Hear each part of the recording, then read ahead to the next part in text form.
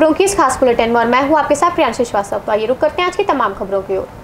Degree college में BSc agriculture के बच्चों ने सौंपा ज्ञापन। जी हां, बहेड़ी के डिग्री कॉलेज में अखिल भारतीय विद्यार्थी परिषद कोविड-19 से आर्थिक रूप से प्रभावित हुए किसान परिवार के ऐसे बच्चे जो गन्ना उत्पाद महाविद्यालय में बीएससी कृषि की शिक्षा ग्रहण कर रहे हैं। बच्चों ने बताया पूरे साल पढ़ाई नहीं हुई, ना ही ऑनलाइन क्लासेस चली और ना ही ऑफलाइन कक्षाएं हुई और फीस पूरे साल की ली जा रही है। बच्चों ने कई बार कॉलेज के स्टाफ के समक्ष बात रखी पर कोई आश्वासन नहीं मिला। पर आज पानी बच्चों के सर के ऊपर चढ़ गया और जमकर कॉलेज में प्रदर्शन किया। मौके पर कॉलेज के स्टाफ पहुंचकर बच्चों को समझाया बुझाया। बच्चों ने अपनी मांग को लेकर जिलाधिकारी बरेली और उप अधिकारी बहेड़ी प्रबंधक को अपना ज्ञापन सौंपा। देखिए बहेड़ी से आरती सागर की यह रिपोर्ट। इस समय गन्ना उत्पादक डेयरी कॉलेज में खड़े हुए हैं, उपस्थित हैं। यहाँ पर कुछ विद्यार्थी हैं, कुछ लेडीज हैं, कुछ क्या कहते हैं बहन जेंट्स लोग हैं। उनसे बातचीत करते हैं, उनकी समस्या का समाधान।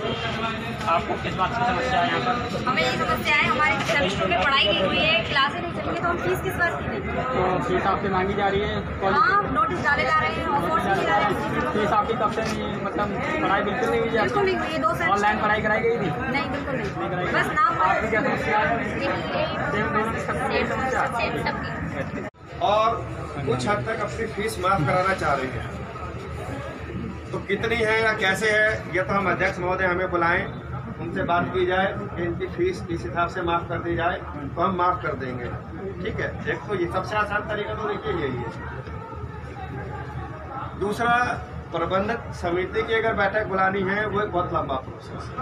प्रबंध समिति की बैठक ऐसा नहीं कि हमने आज कहा और कल हो जाएगी, क्योंकि इसमें 24 लोग हैं और वैसे भी अब जो है क्योंकि इलेक्शन मेरे ख्याल से डिक्लेयर होने वाला है तो उसमें तो बहुत समय लगता है। इसका सबसे आसान तरीका यही है कि हमारे जो प्रबंधक हैं, जो अभी आपको नए सचिव जो गन्ना सोसाइटी के सचिव हैं वही हमारे प्रबंधक भी हैं, आप अपनी एप्लीकेशन मुझे भी दे दें, मैं उनको फॉरवर्ड कर देता हूँ और चाहें तो आप डायरेक्ट मेरी बात उनके भी फोन से तो वो ये करने के लिए बोल रहे हैं। हाँ, आज है नहीं, उनकी मीटिंग है बरेली में। तो सबसे तरीका तो आसान यही है कि उनसे मिलके और हम डीएम साहब से रिक्वेस्ट कर लें कि बच्चों की जो फीस है वो। हमारा सब लोगों का कहने का मतलब ये है, आप बताओ, कि जब कॉलेज में क्लासें ना चली तो टीचरों को किस चीज़ का वेतन दे देंगे? जब उन्होंने ऑनलाइन ही क्लासें नहीं दी हैं, किया क्या है? देखो एक चीज़ है जी, अगर आप इकोनॉमिक्स को समझते हैं,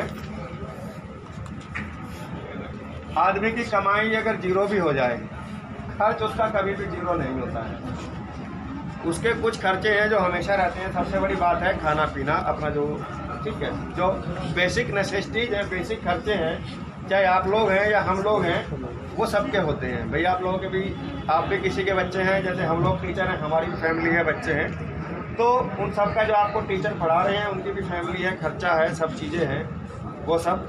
रही लॉकडाउन की बात, तो लॉकडाउन में जैसे मैंने पूछा है कि ऑनलाइन वो लोग रहे हैं, जिन बच्चों की कुछ क्वेरीज रही हैं, क्वेश्चन रहे हैं, अगर बच्चों जो ये भीड़ लगी हुई है, ये किस चीज़ को लेकर के भीड़ लगी हुई है, आप बताएंगे? ये एग्रीकल्चर के बच्चे हैं कुछ जो अपनी फीस से समस्याएं लेकर आते हैं। जी सर, उन्हीं के बच्चों की भीड़। जी सर, तो मतलब इनकी फ़ीस का क्या मतलब निर्णय निकाला है आपने, क्या सोचा है इनके बारे में?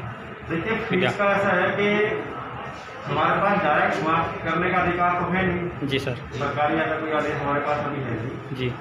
बाकी बच्चों की जो समस्याएं हैं, मैं अपने जो हमारे प्रबंधक हैं, सचिव साहब हैं, उनके सामने इनकी समस्या को रखूँगा और इसका जो बेस्ट पॉसिबल समाधान होगा वो हम निकालने की कोशिश करेंगे। जी सर, और मेरा एक सर आखिरी सवाल और है, जैसे कि ये स्कूल है जो डिग्री कॉलेज है, इसमें ड्रेस क्यों नहीं है बच्चों की?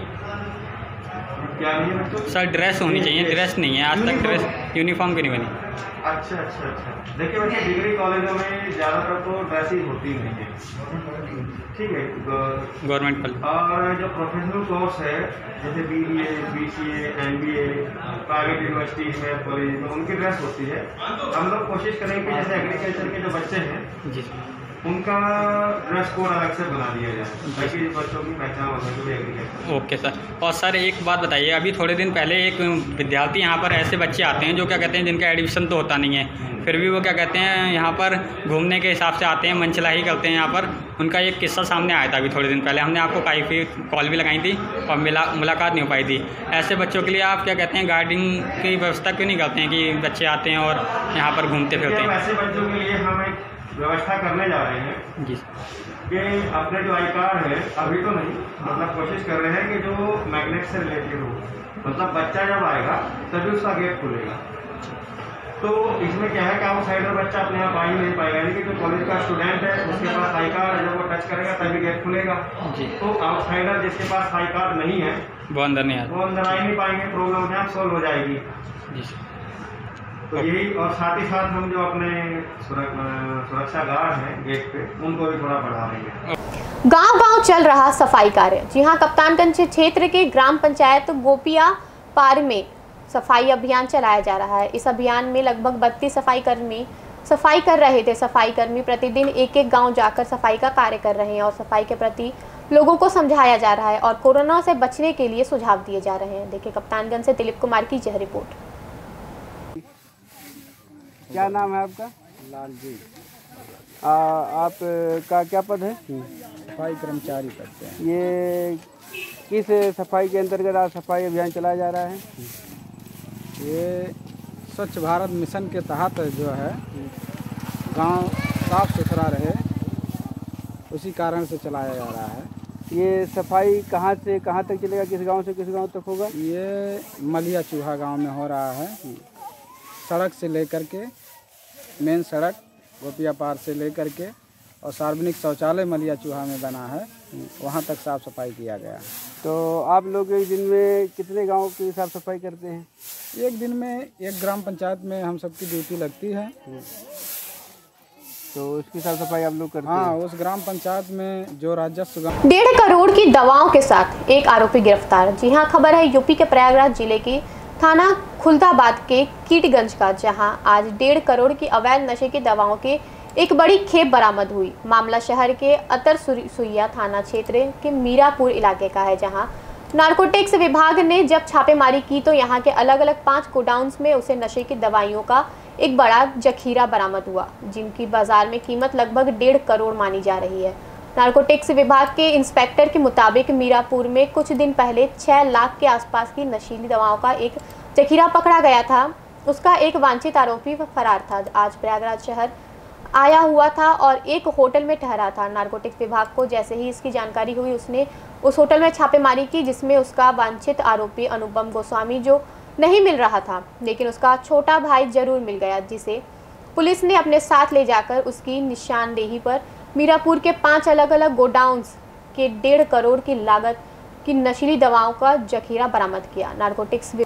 नारकोटिक्स विभाग के मुताबिक सभी आरोपियों के खिलाफ NDPS एक्ट के तहत कार्यवाही की जा रही है। देखिए प्रयागराज से कुमारी मनोज सिंह की यह रिपोर्ट। जारी है और कितने की दवाएं हैं, जो क्या है उसके कोई कागजात मिले हैं कि किस तरह की दवा चाहिए? इसमें कोई इनके पास कोई कागजात नहीं मिला है। नशीली दवाएं भी है, बिना लाइसेंस के इन्होंने भंडार की गई है और अवैध रूप से इनके द्वारा विक्रय किया जा रहा है। कितने की दवाएं होंगी? ये लगभग 1.5 करोड़ रुपए की दवाएं हैं। क्या इनके कागज नहीं मिले हैं या कुछ अवैध तरीके? इनके पास कोई भी कागज नहीं है, लाइसेंस भी नहीं है और अवैध रूप से व्यवसाय के द्वारा किया जा रहा है।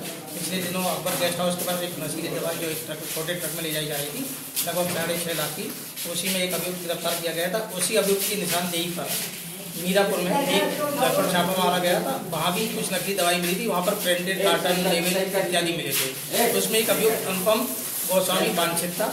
तो आज सूचना मिली थी कि Anupam Goswami hotel Bodhi inn opposite Payal cinema के सामने रुका हुआ है तथा वहाँ नशीली दवाएं भंडार किए हुए हैं। उसी सूचना के आधार पर वहाँ पर छापा मारा गया, तो वहाँ पर वो अनुपम गोस्वामी नहीं मिले, लेकिन उनके भाई अनुरागपुरी मिले और उनके पास नशीली दवाई भी भंडार दिखाई गई, जो कि लगभग 50,000 रुपये की थी। उसी की निशानदेही पर मीरापुर में बरगद के पास बरगद घाट के पास 4 अवैध गोदामों पर भी छापा मारा गया, जिसमें लगभग 1.5 करोड़ रुपए की दवाई और जो सीजन की कार्रवाई की जा रही है। गोविंद लाल गुप्ता औषधि निरीक्षक। सड़क हादसे में 2 युवक की मौत। जी हां, खबर है यूपी के अमेठी जगदीशपुर थाना क्षेत्र बाबूपुर सरैया से, जहां बीती रात तेज रफ्तार बाइक अनियंत्रित होकर सड़क के किनारे खड़ी ट्रक से जा टकराई। तब दोनों युवक की मौके पर ही दर्दनाक मौत हो गई। स्थानीय लोगों ने सूचना पर मौके पर जगदीशपुर पुलिस ने दोनों युवक का शव को कब्जे में लेकर पोस्टमार्टम के लिए भेजा। इस घटना से पूरे गांव में हड़कंप मच गया। देखिए अमेठी से विनोद कुमार दुबे की यह रिपोर्ट। हमारा नाम इकरार है। ये बताएं, जो आपके यहाँ अभी ट्रक हादसा हुआ है जिसमें 2 युवक की मौत हो गई है, कब हुआ है ये और कहाँ के रहने वाले थे? ये बाबूपुर सरैया के रहने वाले हैं और ये मौजा बाबूपुर सरैया है, नगरहान कपड़ा के रहने वाले हैं। हाँ जी। कहाँ गए थे ये लोग? ये लोग गए थे दूध देने। जी। उसके बाद हादसा हुआ लौटते समय हादसा हुआ। दोनों एक ही परिवार के थे? जी। आईपीएल का सट्टा खेलते पकड़े गए 4 युवक। जी हां, यूपी के संभल जिले के एसपी यमुना प्रसाद जी, अपर पुलिस अधीक्षक संभल श्री आलोक कुमार जायसवाल तथा श्रीमान क्षेत्राधिकारी महोदय संभल के कुशल नेतृत्व में चलाए जा रहे अभियान के तहत प्रभारी निरीक्षक नशाखा ने मुखबिर की सूचना पर आईपीएल में खेल रहे 4 सट्टेबाजों को गिरफ्तार किया, जिसमें सट्टेबाजों के पास 1 TV, 11 mobile remotes, setup box, register, pen और 11,400 रुपए की नगद धनराशि के साथ गिरफ्तार किया, जिसका खुलासा करते हुए संभल के एसपी श्री यमुना प्रसाद जी। देखिए संभल से प्रशांत वाणिज्य की यह रिपोर्ट।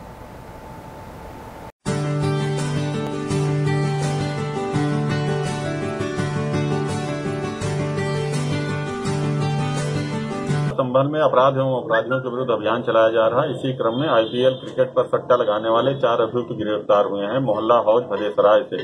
ये यहाँ पे एक रजिस्टर रख करके और लोगों को आईपीएल में सट्टा लगवाते थे, जिसमें पर बॉल 100 रुपए, चौके पर 1000 रुपए, छक्के पर 2000 रुपए और शतक पर 10,000 रुपए के हिसाब से ऑनलाइन सट्टा लगाते थे।